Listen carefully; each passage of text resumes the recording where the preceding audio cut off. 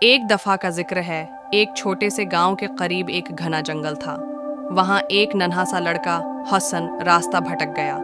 اندھیرا ہو چکا تھا اور حسن کو کچھ نظر نہیں آ رہا تھا۔ وہ ڈر گیا اور رونے لگا۔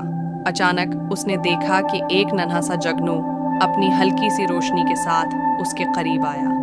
حسن نے جگنو سے کہا، مجھے راستہ نہیں مل رہا، میں اپنے گھر جانا چاہتا ہوں۔ جگنو نے اپنی چھوٹی سی روشنی جلائی اور آہستہ آہستہ آگے بڑھا۔